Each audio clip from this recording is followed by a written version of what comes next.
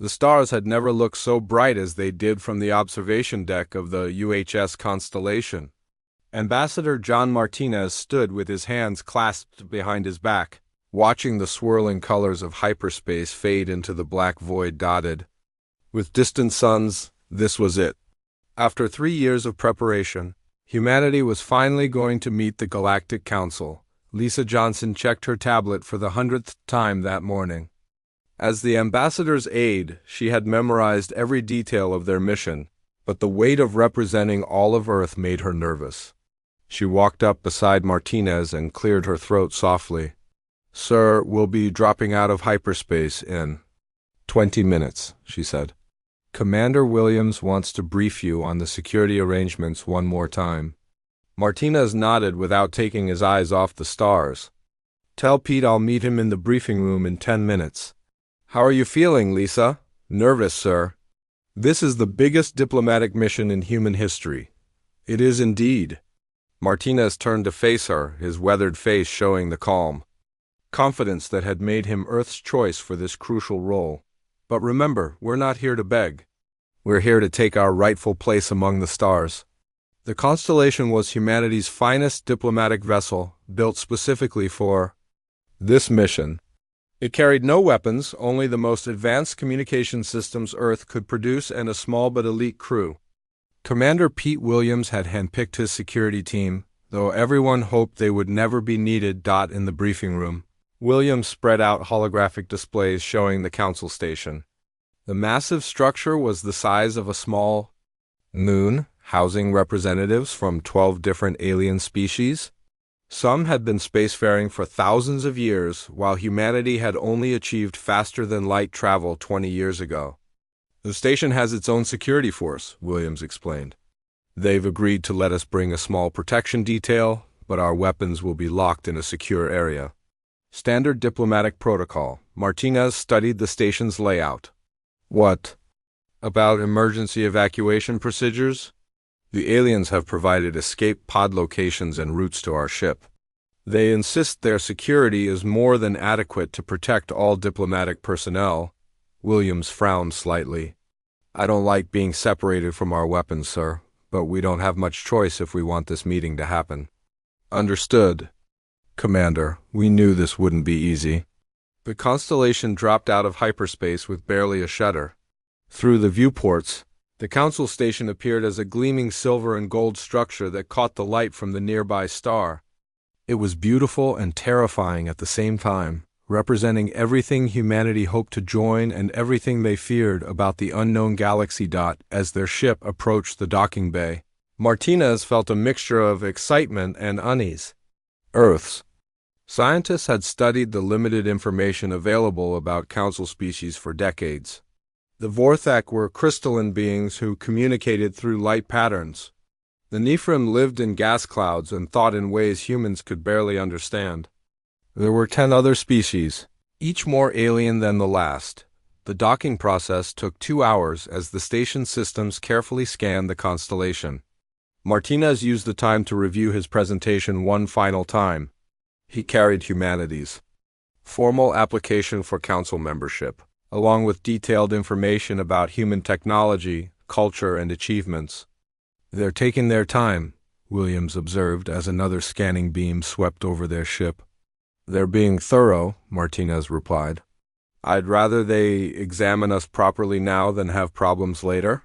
Finally, the docking clamps engaged with a deep metallic clang that echoed through the ship. Martinez straightened his formal diplomatic uniform and picked up the sealed case containing humanity's application documents. The airlock opened to reveal the station's interior, and Martinez got his first look at alien architecture. The corridors were vast and curved, with lighting that shifted through different spectrums to accommodate various species' visual needs. The air smelled of something like ozone mixed with flowers. Their escort was a tall, thin alien with blue-gray skin and 4 arms. It introduced itself as Diplomatic Aide Kreshtal and explained that it served the Council speaker. Its voice came through a translation device that made it sound oddly mechanical. "Ambassador Martinez," Kreshtal said, "the Council has arranged quarters for your delegation. The formal hearing will begin in 6 standard hours." They were led through corridors filled with beings Martinez had only seen in classified reports. Some floated rather than walked. Others seemed to phase in and out of visibility. A few looked almost human except for subtle differences in proportions or coloring. The human quarters were surprisingly comfortable, though clearly designed for species much larger than humans. Martinez spent the time before the hearing reviewing his notes and practicing his presentation with Lisa and Williams. When the time came, they were escorted to the council chamber, a vast circular room with 12 elevated platforms arranged around the central speaking area. Each platform housed representatives of one council species. Though some were empty or showed only shimmering energy patterns, the speaker was a Vorthak named Zeth Karan, a being that looked like a living crystal, sculpture that pulsed with internal light. When it spoke, the translation made its voice sound like wind chimes mixed with static. The beings calling themselves humans have requested membership in the Galactic Council, Zeth Karan announced.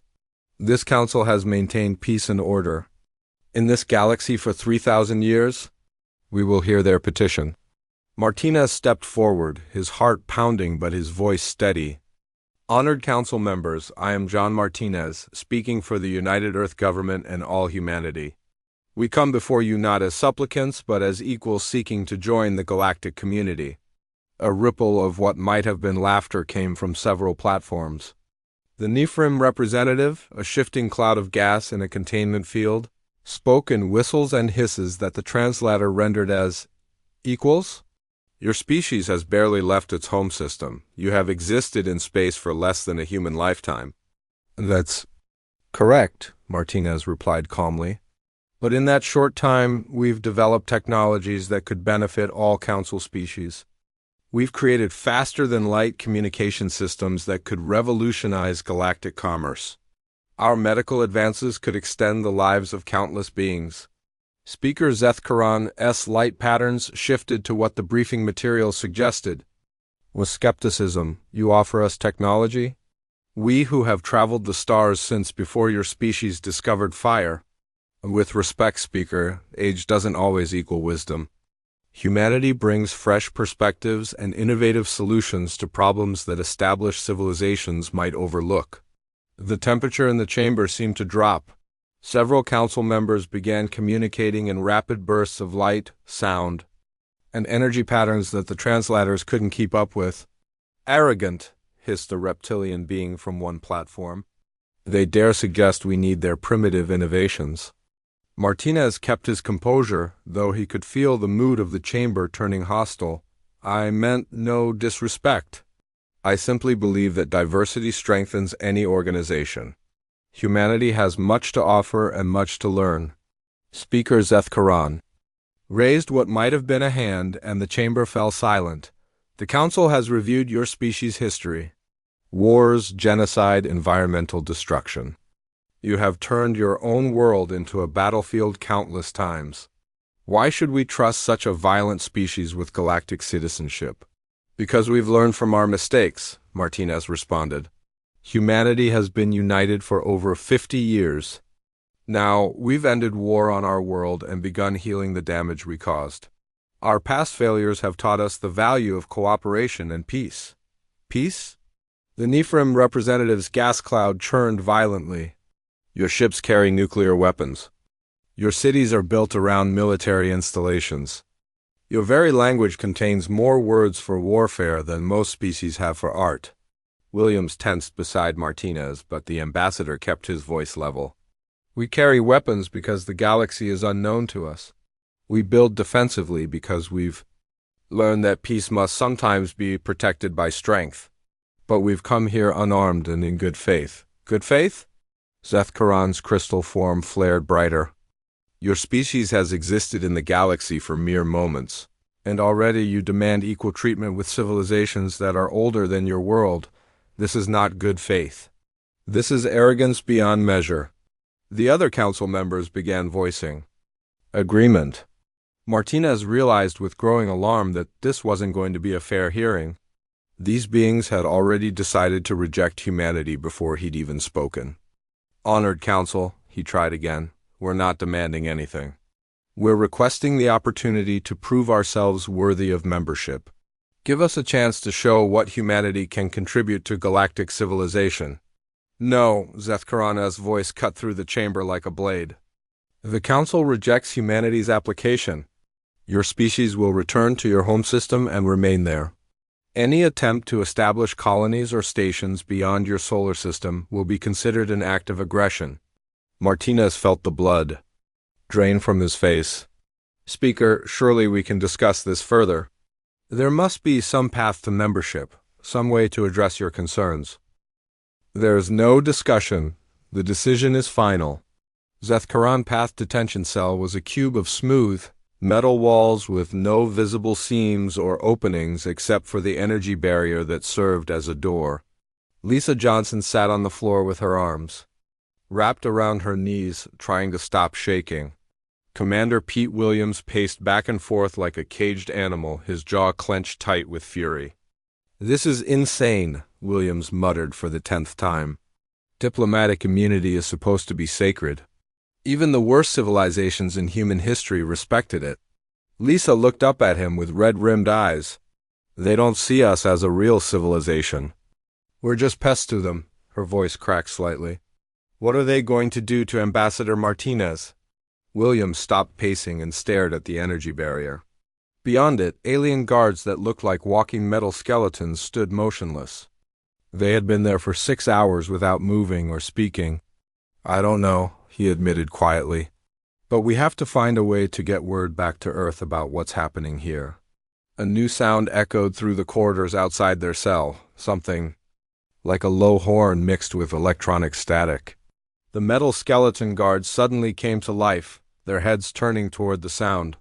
One of them spoke in a language that sounded like grinding gears, then they both marched away. "What was that?" Lisa whispered. Before Williams could answer, their cell's energy barrier flickered and died. Standing in the doorway was a small alien creature with gray skin and large black eyes. It wore what looked like a maintenance uniform and carried several electronic tools. "Quick," it said in accented but understandable English. "I am Pip. I work in station maintenance. The Council is preparing for the execution ceremony. You must come with me now." William stepped protectively in front of Lisa. "Why are you helping us?" "Because what they do to your ambassador is wrong," Pip replied, looking nervously down the corridor. "My people, the Keth, we were once where humans are now. Young species seeking membership. The Council destroyed our homeworld as an example to others. I will not watch it happen again." "Can you get us to our ship?" Williams asked. Pip's large eyes grew even wider with fear. "No, impossible. But I can take you where you can see what happens to your ambassador. You can record it and send message to your people. Warn them what the Council truly is." Lisa stood up on shaky legs. "We have to try to save him." "Cannot save him," Pip said sadly. "But you can make his death mean something. Come, we must hurry." They followed the small alien through maintenance tunnels that ran behind the main corridors. The passages were cramped and filled with humming machinery. Pip moved quickly despite his small size, leading them through a maze of pipes and cables. "The Council believes fear keeps order," Pip explained as they crawled through a particularly narrow section. "They have ruled galaxy for 3,000 years by making examples of species that challenge them. Your ambassador challenged them by demanding equality."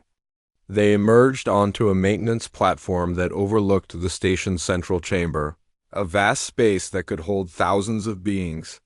Below them, representatives from hundreds of species filled tiered seating that rose up around a circular floor. At the center of the floor was a metal platform surrounded by some kind of energy field. "A purification chamber," Pip whispered. "They use contained star plasma, temperature of 10 million degrees. Nothing can survive it." Lisa felt sick. "They're going to burn him alive?" "The Council says it purifies the galaxy of unworthy influences," Pip replied. "But really it just satisfies their need to show power." Williams activated his personal recorder, a small device that had been overlooked when they were searched. "At least we can document this. Earth needs to know exactly what kind of monsters we're dealing with. The chamber filled with an otherworldly chorus of sounds as the assembled aliens began what might have been singing or chanting. The noise was like nothing human ears were meant to hear, a combination of frequencies that made Lisa's teeth ache. Speaker Zeth Karan appeared on a raised platform at the edge of the purification chamber. The crystal being's inner light pulsed, in rhythm with the alien chants. When it spoke, its voice boomed through translation speakers placed throughout the chamber. Beings of the galaxy witnessed the fate of those who would challenge the natural order. The creature called human dared to claim equality with species that have earned their place through millennia of service to galactic peace, the crowd responded, with various sounds of approval that the translation systems rendered as applause, though it sounded more like a storm of wind and grinding metal to human ears. Let this be a lesson to any primitive species that might harbor similar delusions. The galaxy belongs to those who have proven themselves worthy through time and wisdom, not to upstart creatures who have barely learned to leave their birth world. More alien sounds of agreement filled the chamber. Lisa noticed that not all the gathered species seemed enthusiastic. Some sections remained silent, and she could see beings that appeared to be looking away or showing signs of discomfort. But they were clearly the minority. Guards brought Ambassador Martinez into the chamber through a side entrance. He had been stripped of his diplomatic uniform and wore only simple gray clothing. His hands were bound behind his back, but he held his head high as he was marched to the platform at the center of the chamber. "Look at him," Williams whispered with admiration and rage. "Even now, he won't give them the satisfaction of seeing him break." Martinez was forced to stand on the metal platform while Zeth Karan continued his speech. "This human offered us technology as if beings who have mastered space travel for thousands of years needed lessons from creatures who have existed in the galaxy for mere moments. This arrogance cannot be tolerated." Martinez finally spoke, his voice carrying clearly through the chamber despite the lack of amplification. "My people came here in peace, seeking only friendship and cooperation.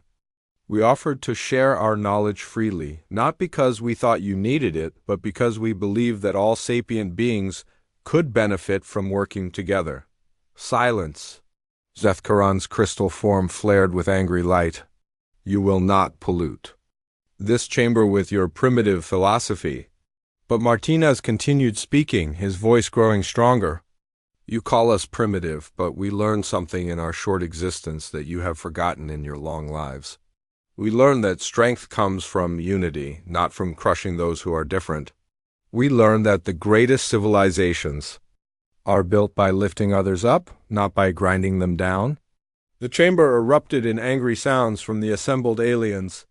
Zeth Karan's form pulsed so brightly it was painful to look at. "Activate the purification field." A column of brilliant energy surrounded the platform where Martinez stood. The energy field shimmered with colors that had no names, the contained essence of stellar fire that could melt metal in microseconds. "We came to you with open hands and peaceful hearts," Martinez called out, his voice somehow still audible over the growing energy field. "Remember that when you try to explain to your children why the galaxy burns." Lisa was sobbing now, but Williams kept his recorder steady. This had to be documented. Earth had to see exactly what they were dealing with. Martinez looked directly up at their hidden position, as if he somehow knew they were watching. His final words were spoken clearly and calmly, meant for human ears. "Tell them what you saw here. Tell them that John Martinez died free and that humanity bows to no one. And tell them to remember this day because we will have justice." Zeth Karan raised what might have been an arm, and the energy field intensified. The contained starfire reached out for Ambassador John Martinez. Lisa turned away, unable to watch, but Williams kept recording. Someone had to witness this. Someone had to carry the truth back to Earth. The screams lasted only seconds before the plasma consumed everything. Organic on the platform. When the energy field finally dissipated, nothing remained but a few traces of ash scattered on scorched metal. The chamber erupted in triumphant sounds from the assembled aliens. Zeth Karan's crystal form pulsed with satisfaction as the celebration continued around them. "It is finished," the speaker announced. Let word be sent throughout the galaxy. This is the fate of any species that dares to challenge the authority of the Council. Pip tugged on William's sleeve. We must go now before they discover the cell is empty. The guards will be returning soon. As they crawled back through the maintenance tunnels, Lisa could not stop the tears that flowed down her face. William's jaw was set in a hard line of fury that promised terrible things for the future. They think they've won? He said quietly as they made their way back toward the docking bay. They think burning one man will scare all of humanity into submission, won't it? Lisa asked through her tears. Williams looked at her with eyes that held the promise of vengeance. They just made the worst mistake in the history of the galaxy. They killed a diplomat under a flag of truce, and they made sure we could record every second of it. When Earth sees this recording, when every human being watches Ambassador Martinez die, they're going to learn what happens when you corner a species that has spent its entire existence fighting for survival. Behind them, the sounds of alien celebration echoed through the corridors of the council station.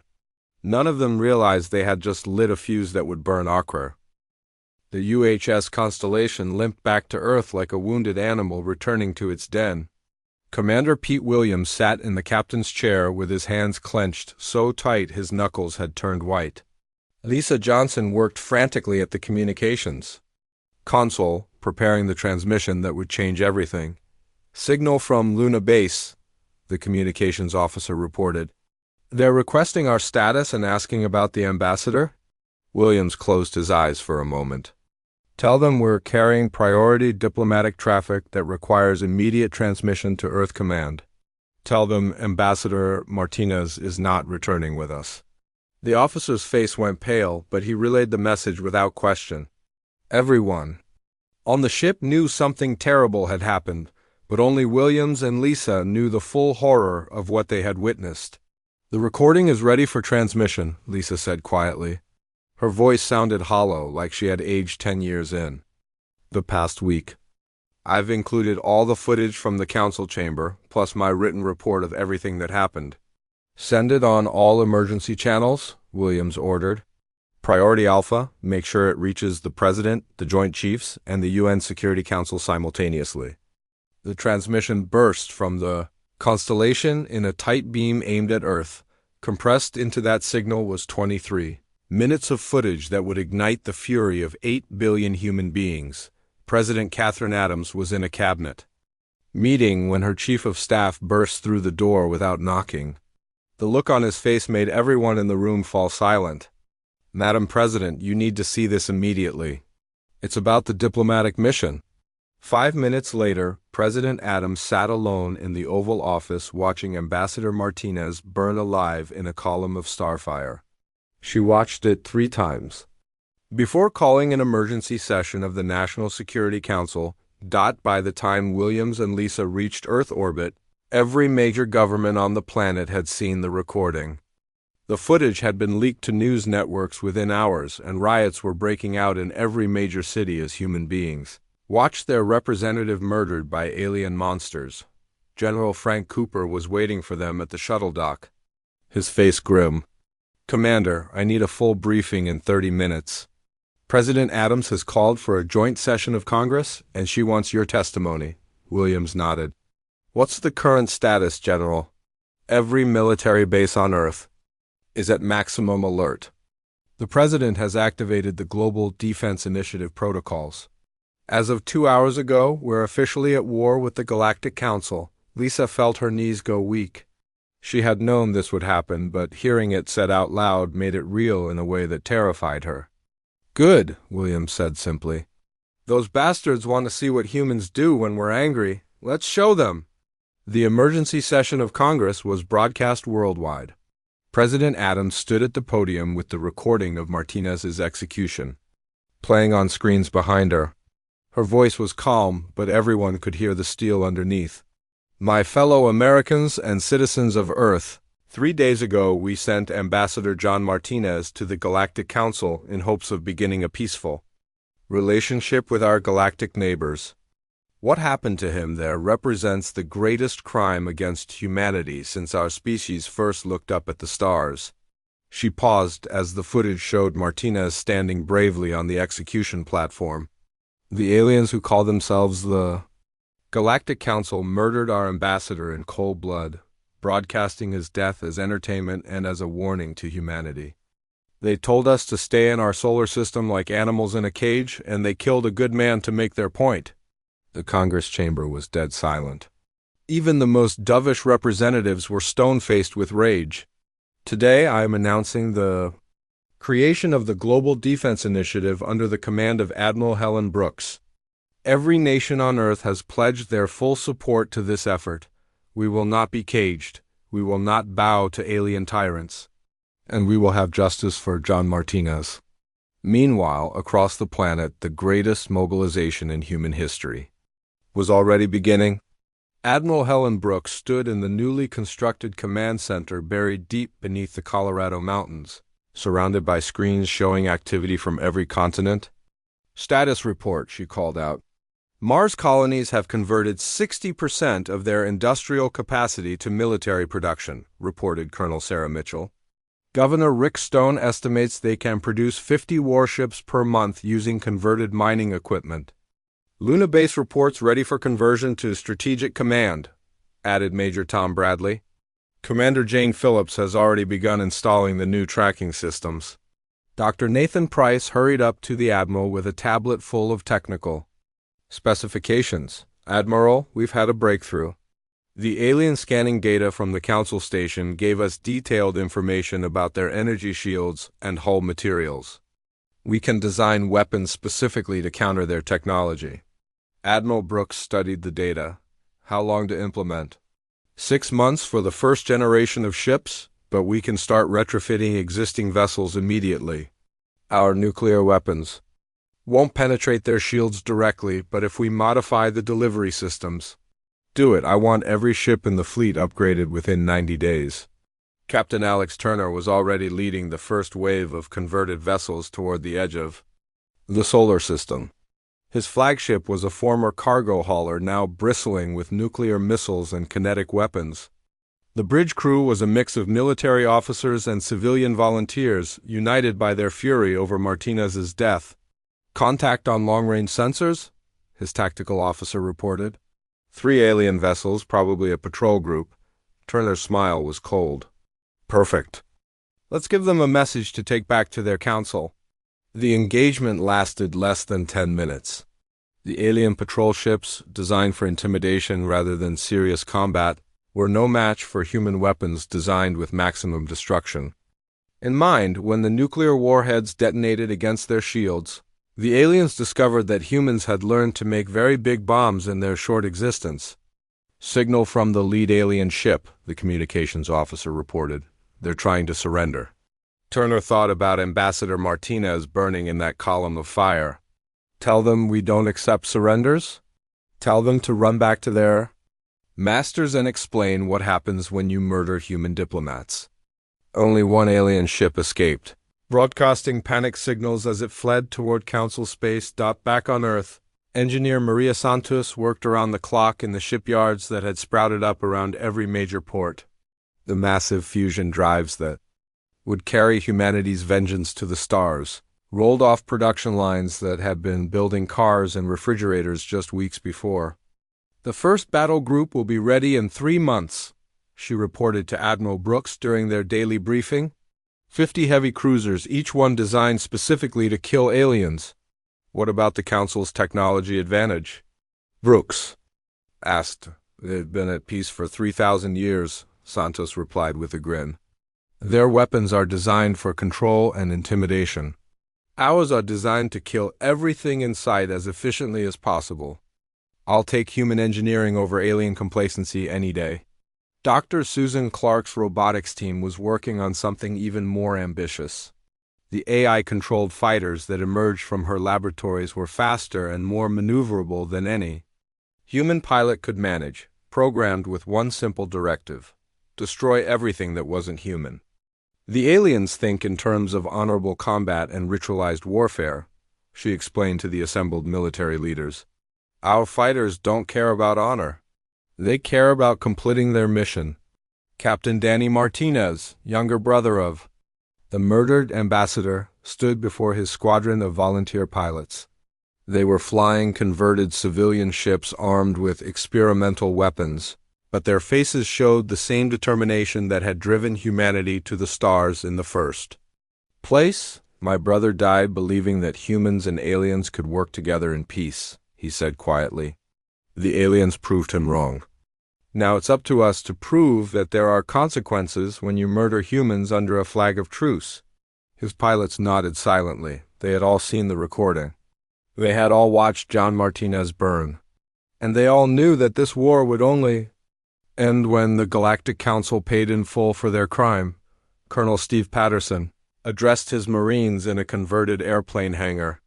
The aliens think we're primitive because we fight wars instead of playing games with each other for thousands of years.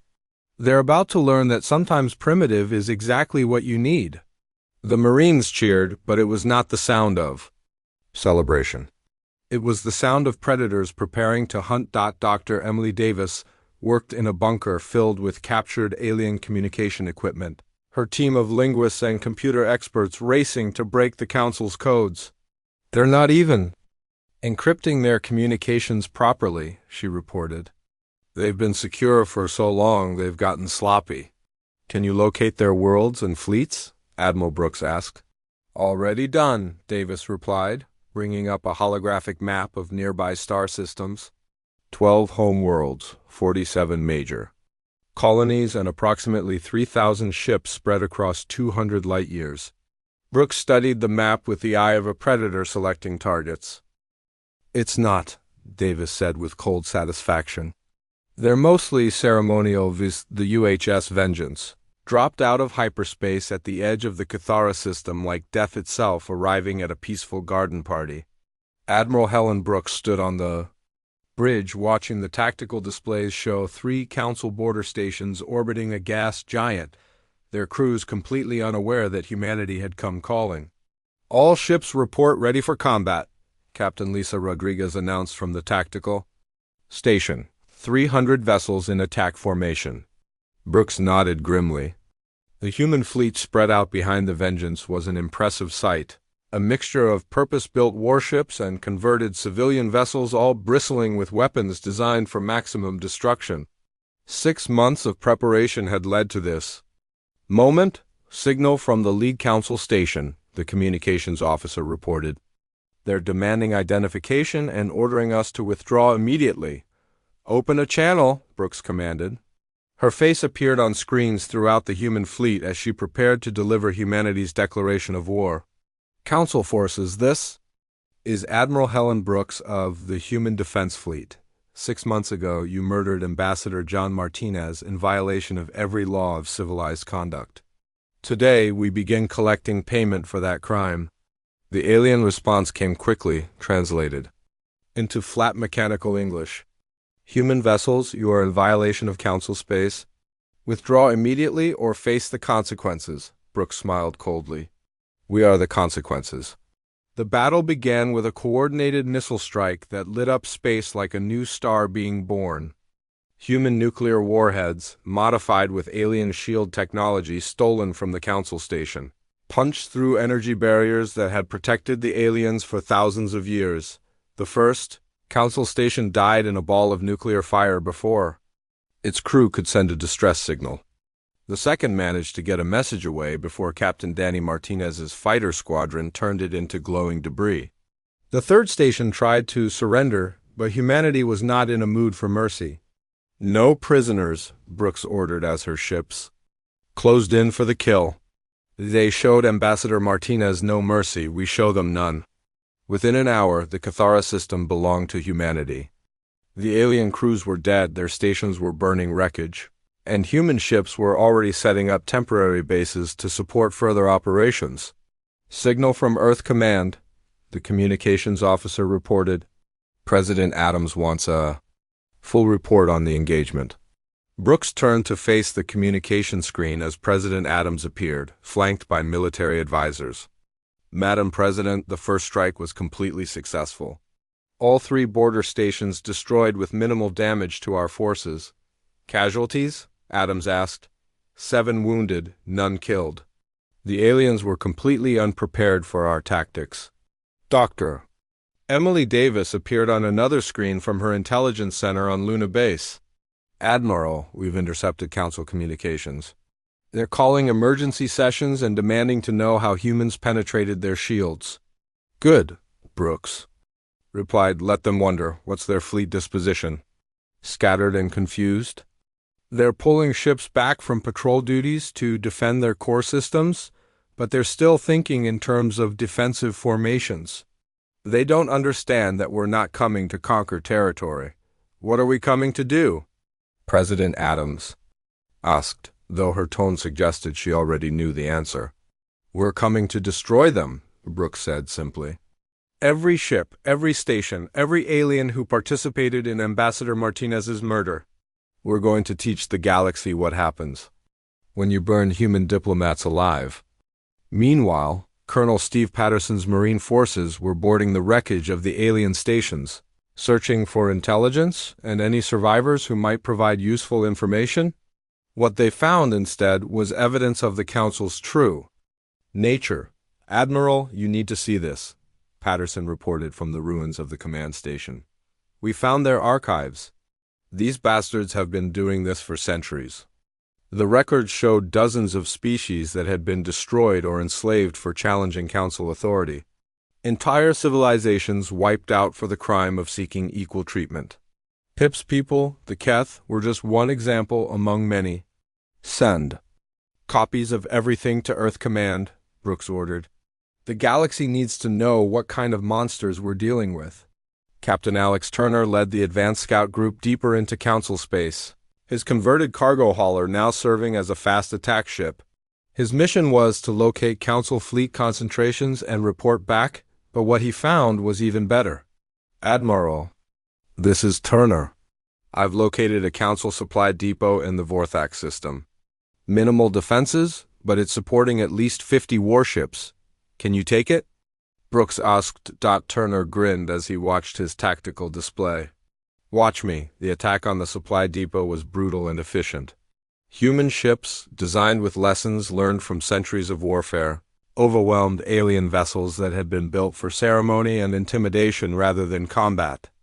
The depot's stored supplies could have supported Council operations for months, but now they fed the growing fires of human vengeance. Back on Earth, the war production machine was reaching full capacity.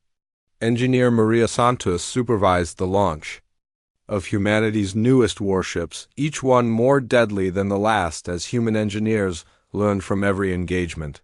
The Council's technology is actually holding us back, she reported to Admiral Brooks during their daily briefing. Their energy weapons are designed for precision and control. Our kinetic weapons and nuclear devices are designed to destroy everything in the target area. Keep building them, Brooks replied. I want 1,000 ships in space within the year. Dr. Nathan Price's research teams were working on something even more ambitious than new ships. Deep in laboratories scattered across Earth and Mars, they were developing weapons that would make the Council's worst nightmares seem pleasant by comparison. We've cracked their shield technology completely, he reported during a classified briefing. But more importantly, we've figured out how their ship's life support systems work. A modified computer virus could turn their own vessels into death traps. Deploy it, Brooks ordered without hesitation. Anything that kills aliens faster is a good thing. The virus spread through Council communication networks like wildfire, turning their own ships against them. Alien crews found themselves trapped aboard vessels that no longer recognized them as authorized users, while human forces picked them off one by one. Dr. Susan Clark's AI fighters were proving equally devastating. The mechanical pilots felt no fear, showed no mercy, and never hesitated to ram their ships into alien vessels if it meant completing their mission. The Council is starting to adapt, she reported. They're developing countermeasures for our AI systems. And then we adapt faster, Brooks replied. Evolution in action, with the losers dying instead of just losing reproductive advantage. Captain Lisa Rodriguez led the assault on the Council's main communication hub, a massive station that coordinated information across dozens of star systems. The attack was personal for her, as she had been aboard the Constellation when Ambassador Martinez was murdered. All ships, this is Rodriguez. Remember what they did to our ambassador.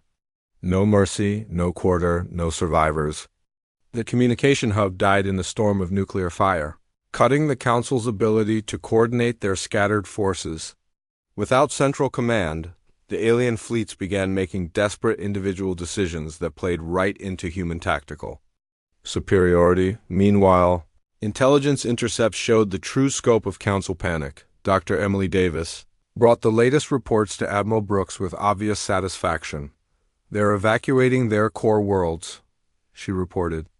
Civilian populations are fleeing to remote systems, and their military commanders are arguing about whether to consolidate forces or spread them out to protect more territory. Classic mistake, Brooks observed. They're trying to defend everything, which means they can't defend anything effectively. The human advance continued relentlessly. System after system fell to the expanding human fleet, each victory adding captured alien technology and intelligence to humanity's growing advantages. Colonel Bobby Chung commanded the ground forces that occupied alien worlds, establishing human control over strategic resources and ensuring that no Council forces could use them as bases for counterattacks. The aliens are terrible at ground combat, he reported after securing the mining colonies in the Nefrim system. They've never had to fight door-to-door battles. Their idea of warfare is formal fleet engagements with lots of posturing. Good. Brooks replied, keep taking their worlds.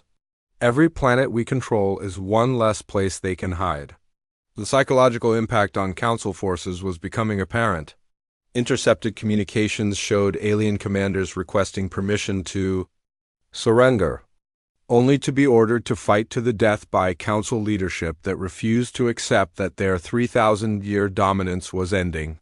They still don't understand what they're facing, Dr. Davis observed during a strategy meeting. They think this is a territorial dispute that can be resolved through negotiation.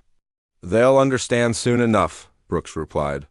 When we reach their homeworlds and burn them the way they burned Ambassador Martinez. Captain Danny Martinez led his expanded fighter wing against a Council fleet attempting to retreat to their core systems. His pilots had.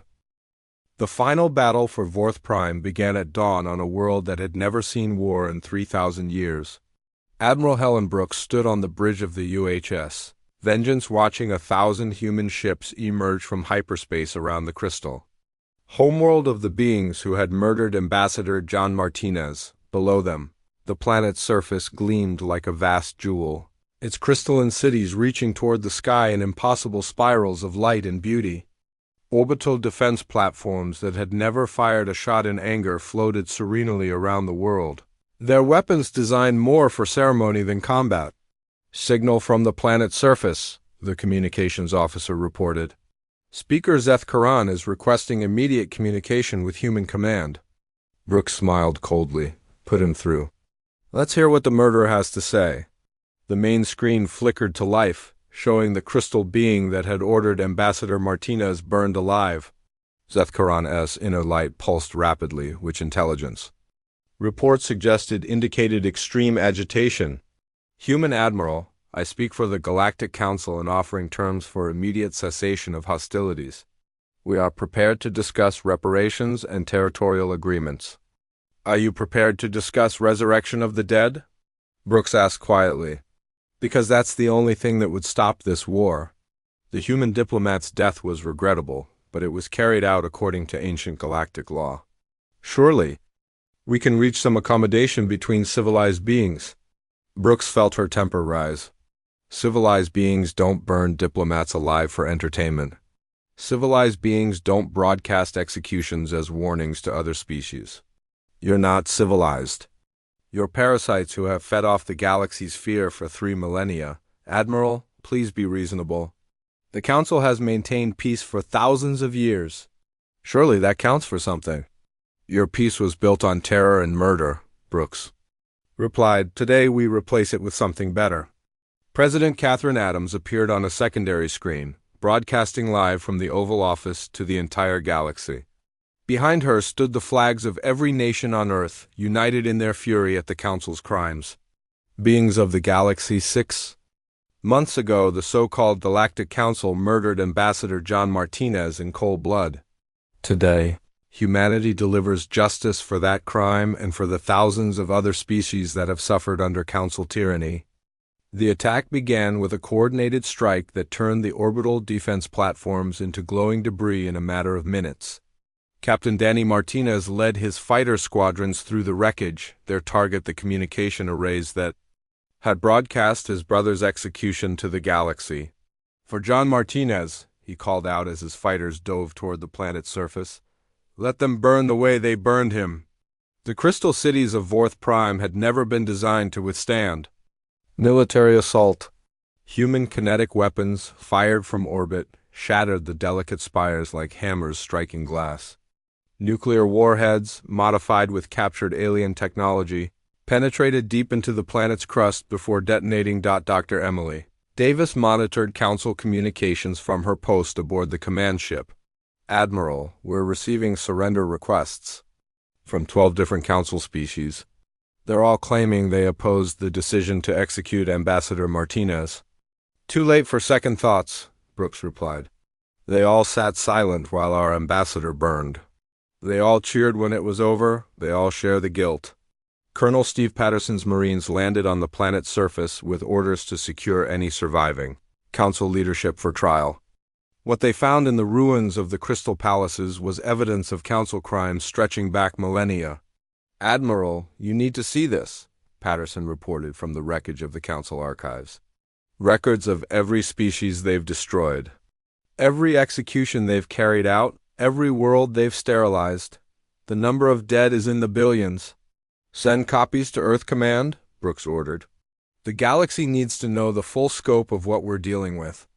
Captain Lisa Rodriguez led the assault on the Council's escape ships, vessels filled with alien leadership trying to flee to remote systems. Her orders were clear. No one who had participated in Ambassador Martinez's murder would be allowed to escape justice. "Target the engine sections," she commanded as her ships closed in on the fleeing aliens. "Disable them, but keep the command crews alive. They're going to stand trial for their crimes." Dr. Nathan Price's modified computer viruses had spread throughout the Council fleet, turning their own ships into death traps. Alien crews found themselves locked out of their own systems while human forces picked them off one by one. "The remaining Council forces are scattered and leaderless," he reported. "Without central coordination, they're just targets waiting to be destroyed." Captain Alex Turner pursued the last major Council fleet toward the edge of the galaxy, determined that none of the aliens who had cheered Ambassador Martinez's death would escape to threaten humanity again. "They're heading for the Galactic Rim," he reported, "probably hoping to hide in unexplored space until we give up and go home. Tell Captain Turner he has permission to pursue them to the edge of the universe if necessary," Brooks replied. "This war ends when every Council member is dead or in human custody." Meanwhile, on the planet's surface, Colonel Bobby Chun's forces were discovering the true nature of Council civilization. The crystal beings had lived in luxury built on the suffering of subject species, their entire culture dedicated to maintaining their position of dominance through fear. "It's worse than we thought," Chun reported. "They have slave species we never knew existed, beings who have been serving the Council for thousands of years. Some of them don't even remember that their ancestors were once free." "Free them all," Brooks ordered. "Every species enslaved by the Council gets their independence and our protection." The liberation of the Council's slave species created a chain reaction across the galaxy. Worlds that had been under alien domination for centuries rose up in rebellion, their people finally daring to fight back now that humanity had broken the Council's power. Dr. Susan Clark's AI fighters had evolved during the war, their programming becoming more sophisticated with each engagement. Now they served as peacekeepers, protecting liberated worlds from any remaining Council loyalists. "The A's have exceeded all design parameters," she reported. "They're actually showing creativity in their tactics now, adapting to situations we never programmed them for." "Good," Brooks replied. "They'll need that flexibility for garrison duty." We're going to be occupying a lot of alien worlds. As the battle for Vorth Prime entered its final phase, Speaker Zeth Karan made one last desperate attempt at negotiation. The crystal being appeared on human communication channels, its inner light dim with what might have been despair. Admiral Brooks, I formally surrender myself and all remaining Council forces to human authority. Surely mercy is possible for those who yield. Brooks considered the request for exactly 3 seconds. Ambassador Martinez asked for mercy. You burned him alive. Captain Rodriguez, destroy the remaining Council positions. The final bombardment of Vorth Prime lasted only minutes, but it marked the end of 3,000 years of Council rule. The crystal spires that had housed the galaxy's oppressors collapsed into glittering dust. While human ships landed to begin the work of building something better, President Adams arrived aboard the command ship USS Martinez, named for the murdered ambassador, to witness the end of the war. She stood beside Admiral Brooks as they watched human construction crews begin building a memorial on the site where their council chambers had once stood. It's over, Adams said quietly. The council is finished. The council is finished, Brooks. Agreed. But our work is just beginning. We have a galaxy to rebuild. The memorial to Ambassador John Martinez was completed within a month. A simple stone monument with his final words carved in every known language. Remember us, and remember this day. They will answer for their crimes. The former council species were reorganized into the Terran Protectorate, a system where they served humanity as junior partners rather than equals. It was not cruel, but it was clear who was in charge. The galaxy had a new order, and that order was human. Captain Danny Martinez commanded the 1st Protectorate Patrol, ensuring that the former Council worlds remained peaceful and productive. His ships carried the message that had replaced the Council's rule of fear: humanity would protect those who deserve protection and destroy those who threatened the innocent. Dr. Emily Davis established the new Galactic Communication Network, one that carried truth instead of propaganda. Her first broadcast to the galaxy was simple: the Council's reign of terror is over. All species are now free to pursue their own destinies under the protection of the Human Galactic Authority. Engineer Maria Santos oversaw the construction of human naval bases throughout the former Council space, ensuring that no new tyranny could arise to threaten galactic peace. Her shipyards produced vessels designed for protection rather than conquest. Though they were no less deadly for that distinction, the war crimes trials lasted for 2 years, with every surviving Council member who had participated in Ambassador Martinez's execution facing human justice. The trials were broadcast throughout the galaxy, showing every species what happened to those who murdered human diplomats.